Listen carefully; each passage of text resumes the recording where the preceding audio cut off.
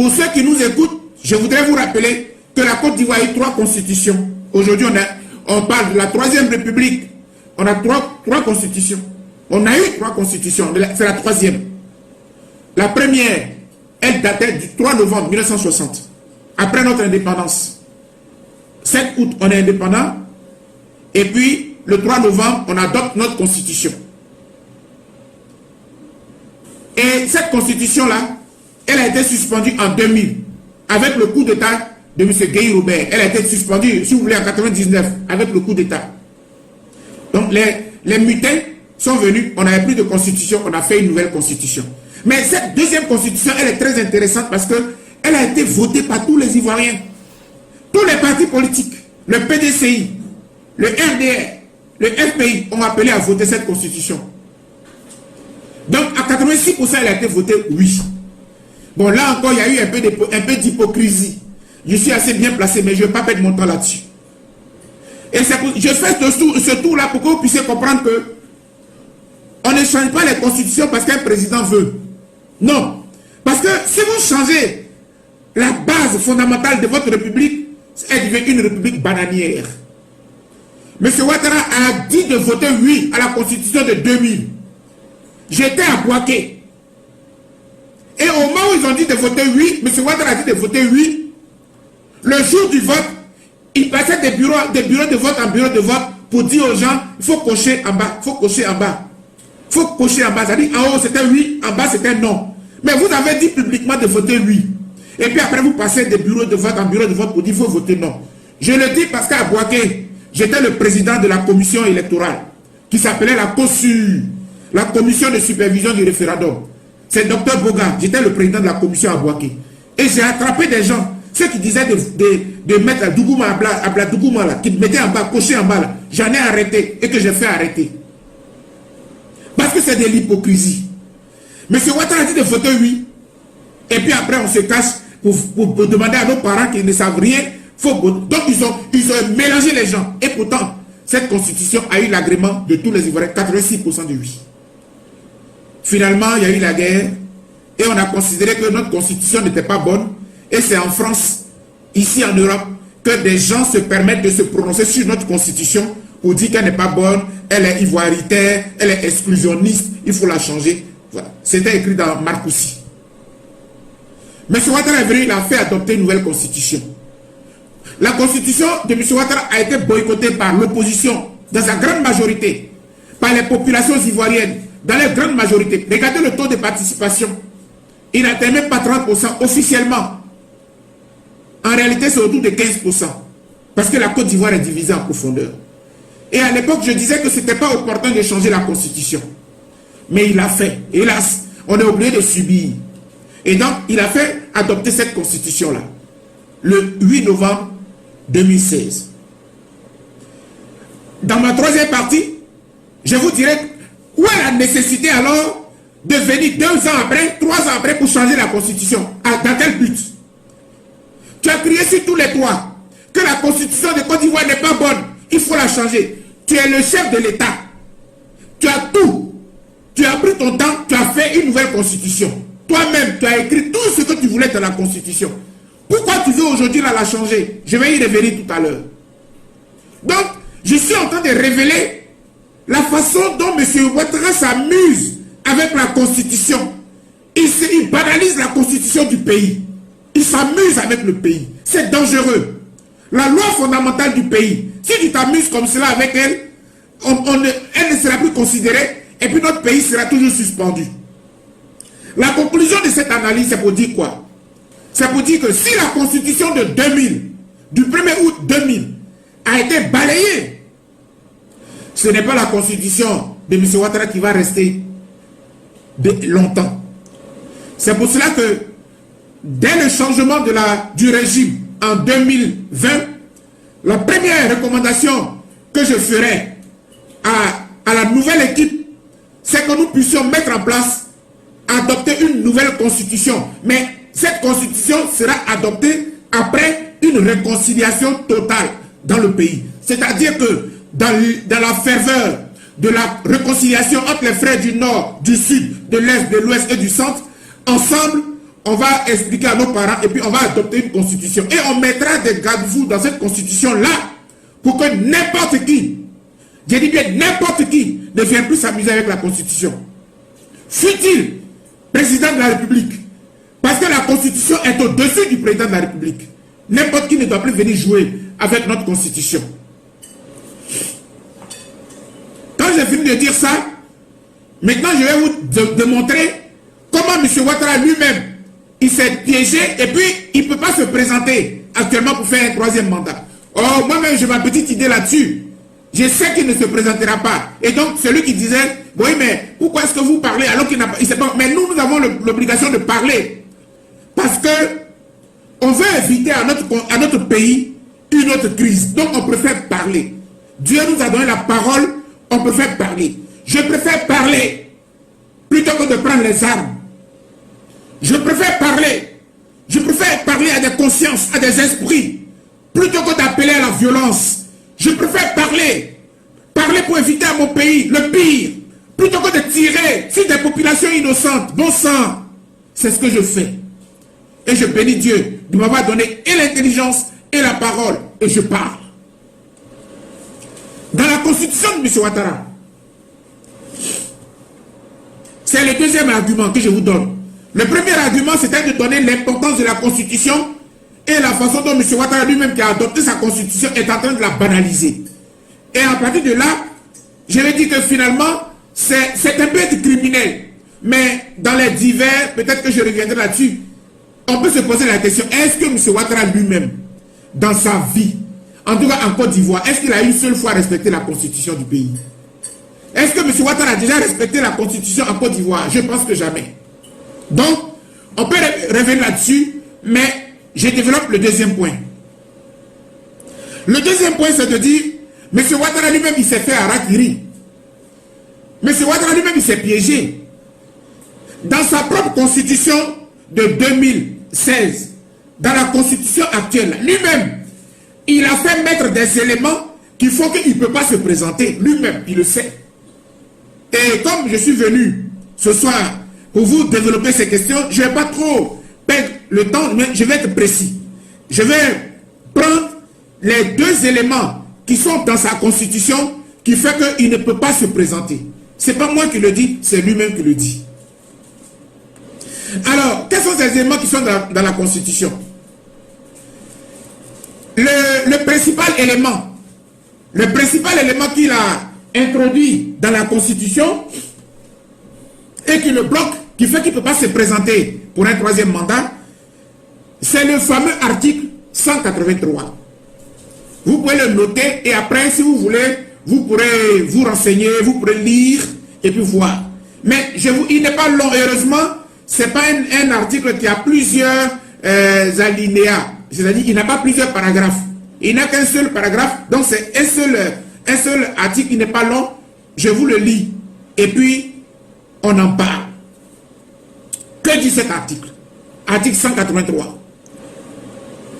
La législation actuellement en vigueur en Côte d'Ivoire reste applicable, sauf l'intervention de textes nouveaux, en ce qu'elle n'a rien de contraire à la présente constitution. Je vais relire et puis je vais expliquer. Il y en a qui disent, oui, mais Dr Boga, il parle de droits de l'homme, il fait droit de l'homme là. Ce qu'il fait là, c'est du droit. Mais j'explique aux gens, d'abord, il y a un adage qui dit, nul n'est censé ignorer la loi. Donc quand tu sais lire et écrire, tu peux lire la loi.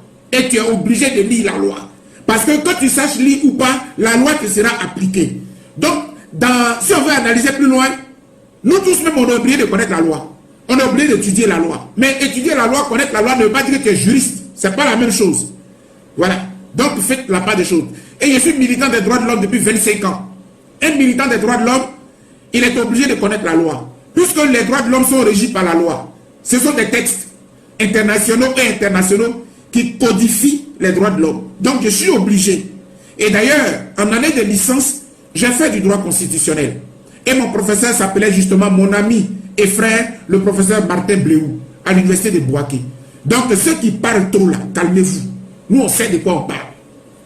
article 183, et je relis. La législation en vigueur, la législation actuellement en vigueur, la législation actuellement en vigueur en Côte d'Ivoire reste applicable, sauf l'intervention de textes nouveaux, en ce qu'elle n'a rien de contraire à la présente constitution. En français, ça veut dire quoi?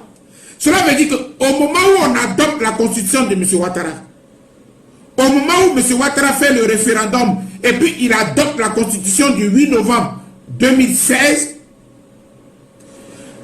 tous les textes en Côte d'Ivoire, tous les textes qui sont valables, qui sont en exercice en Côte d'Ivoire, qui sont en vigueur dans le pays, tous ces textes-là sont valables. Tous ces textes-là s'appliquent. Tous ces textes-là, ils sont applicables. Sauf si il y a des changements. Sauf s'il y a des changements. Donc s'il n'y a pas de changement, le texte qui était en vigueur, avant que la constitution de M. Ouattara rentre en vigueur, tous ces textes-là sont applicables. Or, dans la constitution de 1er août 2000, il y avait l'article 35. L'article 35, c'est celui-là qui parlait du président de la République. Quelles sont les conditions? Et dans cet article 35, il y avait une seule phrase. Et une première phrase, il y avait une phrase qui est très importante, l'alinéa premier. Et la phrase dit ceci. Parce qu'il faut expliquer aux gens que M. Ouattara s'est fait piéger. Donc, j'explique. Le président de la République est élu pour 5 ans au suffrage universel direct. Il n'est rééligible qu'une fois. Je reprends, hein? Article 35, Constitution de 2000, 1er août 2000. Le président de la République est élu pour 5 ans au suffrage universel direct. Il n'est rééligible qu'une fois. C'est ce qui est écrit dans la Constitution de 2000. Et dans la Constitution de 2016, la Constitution actuelle, l'article 55, vous lisez la première phrase, c'est écrit. Le président de la République est élu pour 5 ans au suffrage universel direct. Il n'est rééligible qu'une fois. Ça veut dire quoi? Ça veut dire que ce qui était écrit dans la Constitution précédente, qui n'a pas été changé, s'applique dans la Constitution actuelle et s'applique en Côte d'Ivoire actuellement.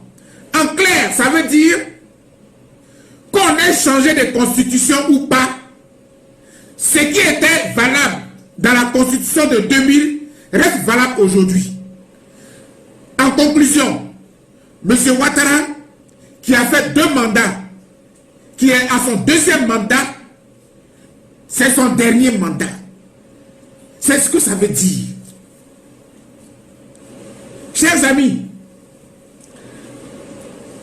notre rôle en tant qu'enseignant, en tant que pédagogue, c'est d'expliquer à nos parents qui ne sont pas allés à l'école que ce que nous faisons, ce n'est pas de la magie. Moi, depuis 8 ans, je critique, j'analyse, mais je prouve, je démontre. Je n'aime pas les discussions bêtes, les insultes. Vous ne verrez jamais, docteur. Je n'ai pas le temps pour cela. Dieu merci, j'ai été à l'école. Donc, le peu que je sais là, je partage avec mes compatriotes. C'est mon devoir. Je suis enseignant, j'ai des étudiants et je les forme. Je répète, l'article 183, la législation actuellement en vigueur en Côte d'Ivoire reste applicable, sauf l'intervention de textes nouveaux, en ce qu'elle n'a rien de contraire à la présente constitution. En clair, la constitution de 2000, sous la bannière, enfin de 2000, oui, sous la bannière de laquelle nous avons fonctionné, tout ce qui est dedans, tout ce qu'elle a produit comme règle, comme loi, tout cela reste valable, sauf s'il y a des textes nouveaux. Et donc, merci beaucoup, Suzanne Bledja, de le rappeler, parce que M. Cissé Bakongo l'a dit, parce que le ministre de la Justice de M. Ouattara l'a dit, devant le Parlement ivoirien. Mais je veux expliquer pour que les gens comprennent très bien. Parce que nous combattons M. Ouattara et nous allons le combattre jusqu'au bout, s'il veut s'amuser avec notre pays. On a attendu 10 ans. Mais s'il veut continuer, chers frères, chers compatriotes, ça là, on ne va pas accepter. En 2020 là, on ne l'acceptera pas d'un iota. Donc, je suis calme, je suis tranquille et je vous explique. Je vous explique tranquillement. Donc, l'article 183 le bloque. Il ne peut pas se représenter. Voilà ce que je voulais dire. Ouraga Obu, qui était le président du comité des experts, ceux mêmes qui ont rédigé la Constitution, a tenu une conférence de presse qu'il a expliqué. Je voudrais maintenant terminer par le troisième argument, c'est de dire, lorsqu'on est dans la Constitution, M. Ouattara est bloqué. Étant dans la Constitution, M. Ouattara est bloqué. Mais même quand on sort de la Constitution, on a eu un souci. Je vous ai dit de partager la vidéo, de la partager parce qu'il y a des attaques. Voilà. Les pro-Ouattara sont chauds. Hein? Voilà. Je fatigue les gens, les pro-Ouattara. Donc il faut partager la vidéo. Il faut liker. Hein? Il faut liker pour que voilà, les pirates ne viennent pas nous embrouiller. Voilà. Ils ont tenté, mais ils sont vaincus. C'est-à-dire qu'aujourd'hui, là, ça fait 10 ans qu'on est en exil. En 10 ans, là, on a libéré le président Laurent Gbagbo. En 10 ans, nous allons libérer la Côte d'Ivoire. En 2020, là, M. Ouattara, c'est terminé. Le débat est clos. Voilà. Partagez la vidéo. Et puis, je vais terminer, puis je vais répondre aux questions. Parce qu'il y a pas mal de questions aujourd'hui. Et donc, j'en ai, pour ceux qui sont en train de poser des questions, sachez que j'ai déjà répondu à un certain nombre de questions. Hein. Donc, j'arrive. Voilà. J'arrive. Merci beaucoup. Alors, le troisième argument que j'étais en train de développer, c'est de dire, mais au fond, M. Ouattara lui-même là, hein, quand on a fini de parler de la Constitution là, M. Ouattara lui-même là, est-ce qu'il peut se présenter à l'élection de 2020? Est-ce qu'il peut se présenter? Parce que le débat là, on a commencé un débat sur M. Ouattara depuis qu'il est arrivé en Côte d'Ivoire. Ce débat là continue. Ce débat n'est pas épuisé. Quel est ce débat? Vous allez me demander quel est ce débat. Mais ce débat là, c'est son éligibilité là, son inéligibilité notoire. Une inéligibilité notoire. Ça veut dire quoi? Ça veut dire qu'en Côte d'Ivoire là, M. Ouattara, il ne peut pas être candidat. Il ne peut pas être candidat. Donc, même s'il dit qu'il va se présenter encore en 2020, là, on va remettre le débat. Pourquoi on va remettre le débat? Ah, il faut que je vous explique. En 2010, il a été candidat que de façon exceptionnelle. Parce que le président Laurent Gbagbo est allé prendre l'article 48. Hein, parce qu'ils sont allés à Pretoria, ils ont parlé avec Thabo Mbeki. Et le président Laurent Gbagbo, parce qu'il voulait la paix, selon lui, il fallait trouver un moyen de rendre tout le monde candidat. Donc il a pris l'article 48. Et à l'époque, je le rappelle à ceux qui ne le savent pas, je fais partie de ceux qui ont critiqué le président Laurent Gbagbo et qui ont opposé leur opposition à la décision du président Laurent Gbagbo. À cette époque, j'étais le président de l'APDH, Action pour la protection des droits de l'homme. Je salue tous mes amis au passage de l'APDH. Et j'ai dit clairement au président Laurent Gbagbo qu'on n'est pas d'accord. Donc, likez la vidéo parce que si ça se coupe, ben, ce ne sera pas ma faute parce qu'ils sont là, vous les connaissez, les pro-Ouattara là. Quand on dit les vérités comme ça les fatigue. Donc, il faut liker, voilà. Il y en a qui les appellent les micros. Je suis désolé, hein, on dit que les micros sont ceux que les machettes à Abidjan. Hein, ça, c'est M. Ouattara. Bon, bref. Et donc, M. Laurent Gbagbo, il permet à M. Ouattara de se présenter de façon exceptionnelle à l'élection de 2000. Tout le monde le sait. Il prend l'article 48 pour le faire. On a condamné cela, on a critiqué cela, mais cela a été fait. Comme si ça ne suffisait pas, on finit avec 2010. La guerre vient, M. Ouattara est seul au pouvoir, il est le patron, il a tout, l'armée, la police, la gendarmerie, il a même le conseil constitutionnel. Et puis, en 2015, M. Ouattara veut se représenter. Alors, moi je pensais qu'en 2015, le président Laurent Gbagbo est en prison à La Haye.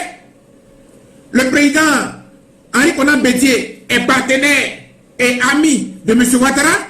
Donc, en réalité, M. Ouattara avait là la beau jeu, il avait là l'occasion de régler son problème d'inéligibilité une fois pour toutes, et puis on allait avancer. Malheureusement pour lui, ça n'a pas été fait. Et je me rappelle, lorsque le Conseil constitutionnel de M. Kone Mamadou a déclaré M. Ouattara candidat, j'ai vu une réaction sur le poste de M. Guillaume Soro qui disait « Enfin, nous sommes heureux, enfin, le combat pour lequel nous avons pris les armes a abouti. M. Ouattara est reconnu citoyen ivoirien éligible, le débat est clos. » C'est faux. C'est faux. Le débat n'a pas été clos en 2015. Pourquoi il n'a pas été clos? Mais parce que le Conseil constitutionnel de M. de M. Kone Mamadou, il n'a pas dit que M. Ouattara était éligible. Hein. En 2015, le Conseil constitutionnel n'a pas dit que Ouattara est éligible. En 2015, le Conseil constitutionnel dit que M. Ouattara est candidat dérivé. Candidat dérivé, pourquoi? Il est candidat dérivé. Quand vous analysez le terme dérivé, là, ça veut dire que puisque M. Ouattara a été candidat en 2010, nous, Conseil constitutionnel, en 2015, par glissement, par translation, de façon dérivée, nous acceptons aussi qu'il soit candidat en 2015. C'est ce que ça veut dire en français. Et en droit, c'est ça que ça veut dire. Donc, en clair, le Conseil constitutionnel en 2015, il n'est pas allé au fond. Il n'a pas cherché nationalité, est-ce qu'il est ivoirien, il n'est pas ivoirien, est-ce qu'il est... Non, il a été autorisé à être candidat en 2010. Donc, nous aussi, en 2015, on l'autorise à être candidat. Point. Donc, le problème de M. Ouattara demeure. Il n'est pas ivoirien, ça demeure. Il n'est pas éligible, ça demeure. Donc, le fait même de se présenter en 2020, là, le débat va revenir encore. C'est pour cela qu'on a tellement souffert avec lui, il n'a qu'à partir et puis on va passer à autre chose. De toute façon, il a été candidat pendant 10 ans et la constitution que lui-même il a créée, lui-même lui dit qu'il ne peut plus se représenter. Voilà un peu ce que je voudrais dire sur cette question. Et puis, le quatrième point que je vais analyser très rapidement, c'est quelle est la nécessité de changer la constitution? Pourquoi? Pourquoi veut-il changer la constitution aujourd'hui? Pourquoi? Alors, j'entends ici et là les uns et les autres dire que M. Ouattara veut changer la constitution pour éliminer M. Bédié, M. Gbagbo ou M. Guillaume Soro. J'ai entendu cela. J'ai entendu cela. Bon, chers amis, j'ai entendu ça, pour le frère qui disait, mais il n'a pas encore parlé. Non, nous on anticipe. Parce qu'on réfléchit, on a des cerveaux qui fonctionnent. Donc on anticipe. Vous restez là, bras croisés, et puis attendez, comme des bénis oui. Nous on anticipe. Parce qu'on voit clair. Et puis en fait on lui dit, s'il fait ça, nous on va faire ci. S'il fait ci, nous on va faire ça. On est prêt pour lui. En 2020, on est trop prêt pour lui. C'est tout. Oui, il a dit lui-même, le 6 août, qu'il va changer la constitution. Donc on l'attend. Mais il va changer la constitution dans quel sens? Donc on suppute, on glose, on analyse, parce qu'on a des cerveaux, parce qu'on est allé à l'école. J'ai déjà donné mon avis sur Afrique Média, sur la télévision Afrique Média. J'ai été invité comme, j'allais dire consultant, et j'ai donné mon avis. Mais je vais vous donner encore mon avis ce soir. Je ne crois pas qu'il va éliminer M. Bédié, M. Gbagbo, M. Guillaume Soro seulement. Je répète, je ne crois pas qu'il va éliminer seulement Bédié, Gbagbo, Guillaume Soro. Je pense que, et ça n'engage que moi, M. Ouattara est fatigué. M. Ouattara, il est fatigué de la Côte d'Ivoire. Il ne va pas se représenter en 2020. Ça, ma lecture que je fais de la politique ivoirienne, c'est cela. Il ne va pas se présenter. Et comme il sait qu'il ne va pas se présenter, parce que ce que je vous ai dit là, sur la Constitution, c'est vrai. Mais à côté de cela, on a des échos à l'international. Il y a des gens qui lui parlent. En France, et même aux États-Unis, il sait. Donc, M. Ouattara, il ne se présentera pas en 2020. Il ne se présentera pas. Et comme il sait qu'il ne va pas se présenter, il va faire mal à Bédié et à Gbagbo. En faisant quoi? Mais en modifiant la Constitution, et en modifiant la Constitution, il va mettre la barre limite à 70 ans. S'il met la barre limite à 70 ans, lui-même, Ouattara, le président Bédié, le président Gbagbo, ils sont hors jeu. Et je pense que il veut faire ça pour se donner bonne conscience, pour vouloir peut-être présenter au monde entier que oui, il avait dit qu'on va passer le relais à la nouvelle génération. Et comme lui, il a profité du pouvoir pendant 10 ans, il va profiter pour éliminer les autres. C'est-à-dire qu'après lui, ni Bédié, ni Gbagbo ne reviendront au pouvoir. Donc il va changer la constitution. Je ne sais pas s'il va éliminer aussi M. Guillaume Soro, parce que ce serait trop gros de venir prendre peut-être 45 ans, 70 ans, ou bien 50 ans, 70 ans. Ça va faire trop visible.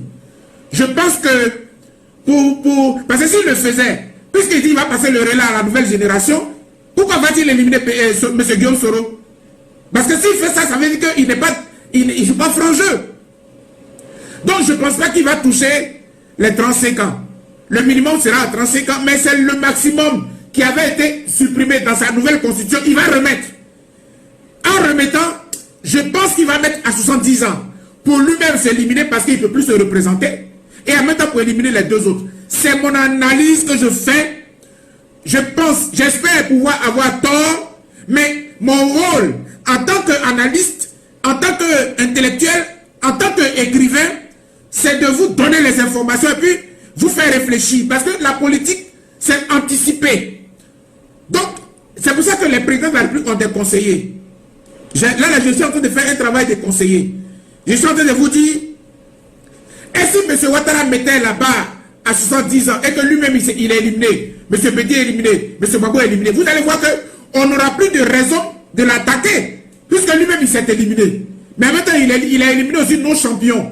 Il a éliminé le champion des républicains, de ceux qui se battent pour la République, qu'on l'a fait depuis 10 ans avec les partisans du président Laurent Gbagbo. Mais il a éliminé aussi le champion de ceux qui ont bâti la Côte d'Ivoire moderne, à savoir le PDCI RDA, M. Henri Konan Bédié. Voilà ce que je pense qu'il s'apprête à faire.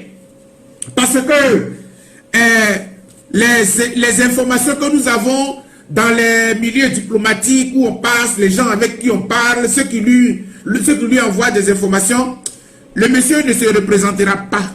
Il ne se représentera pas. Et parce qu'il a trop de problèmes avec la constitution, lui-même il a fait une nouvelle constitution, il va venir la changer, ce serait trop gros devant le monde entier. Il a condamné le président Laurent Gbagbo comme étant un mauvais démocrate. Lui-même il vient encore et puis il tripatouille la constitution pour faire un troisième, il ne le fera pas. Et c'est pas pour rien qu'il a fait venir M. Mo Ibrahim. M. Mo Ibrahim est quand même propriétaire d'une fondation qui récompense les meilleurs présidents, les meilleurs dirigeants africains. Et M. Mo Ibrahim dit que c'est son ami. Et M. Ouattara dit qu'il est ami de Mo Ibrahim. Donc il va faire ça, peut-être espérer même bénéficier du prix Mo Ibrahim. Parce que M. Mo Ibrahim, l'un des critères de la fondation Mo Ibrahim qui récompense les présidents d'Afrique, les meilleurs dirigeants, c'est le fait de passer le relais, ne pas s'éterniser au pouvoir. Donc M. Ouattara, il fait tout ce jeu-là, mais en réalité il n'a plus envie. Et avant que vous ne me posiez la question, mais alors, pourquoi il a gardé le flou? Mais alors, pourquoi il ne veut pas donner sa réponse? C'est très simple.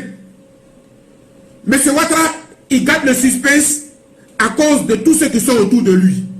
Tous ces arrivistes qui sont autour de lui. Ils lui ont dit, monsieur le président Ouattara, si tu annonces si vite, si vous annoncez tout de suite que vous ne serez pas candidat en 2020, Le RDR sera une coquille vide. Le RHDP sera une coquille vide. Ils vont vite nous enterrer. On ne sera plus dans le débat. Mais en gardant le suspense, on va toujours brouiller les cartes. Et puis, ils vont toujours compter avec le RHDP. Parce qu'ils savent qu'en dehors de M. Ouattara, au RHDP, il n'y a personne. En dehors de M. Ouattara, dans le RHDP, là, il n'y a personne. Je le répète. Dr Boga dit, en dehors de M. Ouattara, au RHDP, là, il n'y a personne. Donc, c'est tout. Et c'est pour cela, c'est la seule raison pour laquelle il garde le suspense. Mais en réalité, il n'y a rien. Il ne va rien faire, il ne va pas être candidat. Et comme il ne sera pas candidat, il va éliminer tout le monde. Lui, M. Bédier et M. Gbagbo. Voilà ce que je pense en changeant la Constitution. C'est mon analyse, c'est ce que je pense et c'était ma réflexion. Et pour terminer, je disais alors, pour vous passer la parole et prendre les questions, quelle solution pouvons-nous utiliser? Quelle solution?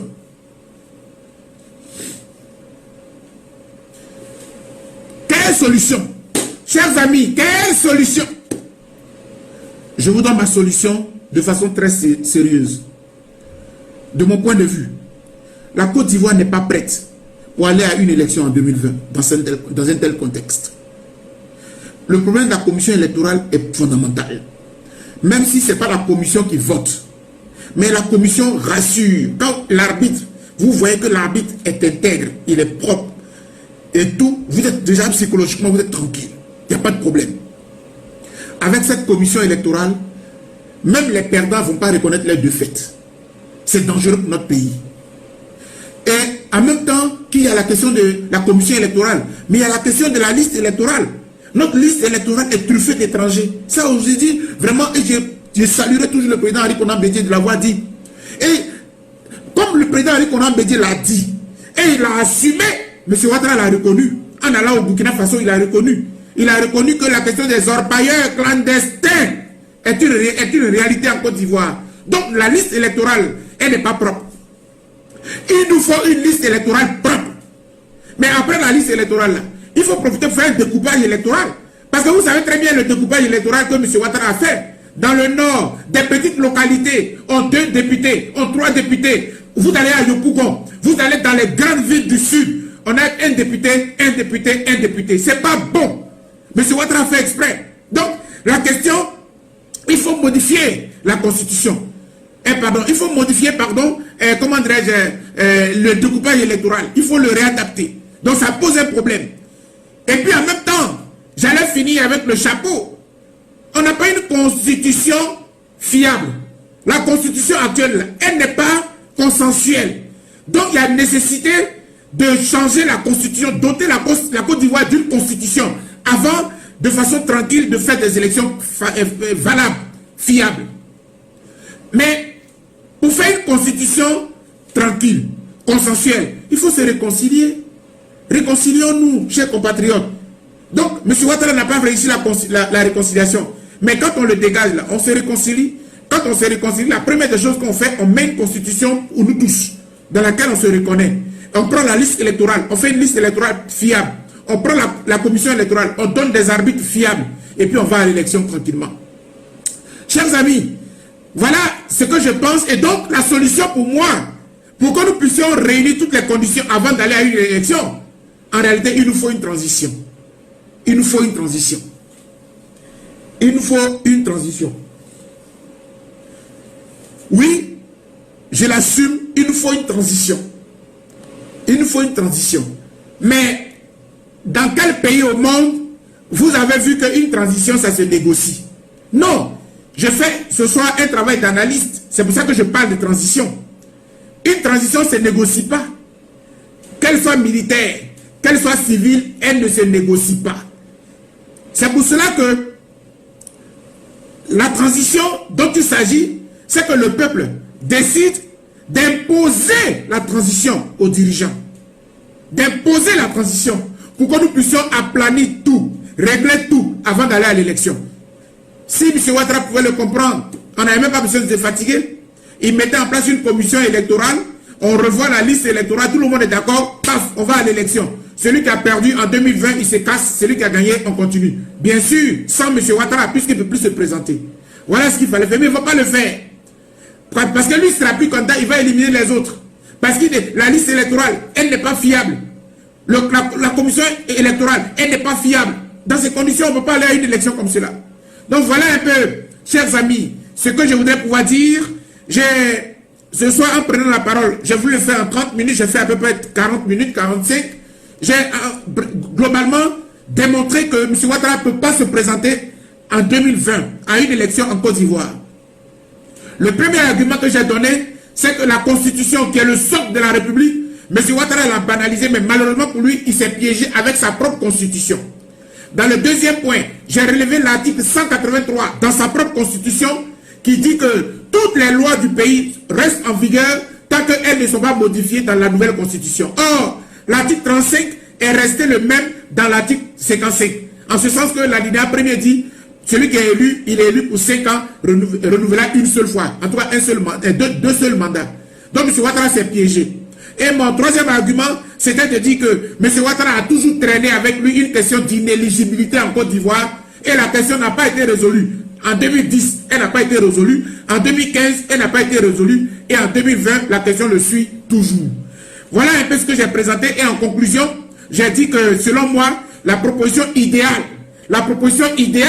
c'est qu'on se calme, on aplanisse tout, on met tout en place et on va à une élection qui va préserver des vies humaines. Si on ne le fait pas, on risque encore de créer du grabuge en 2020.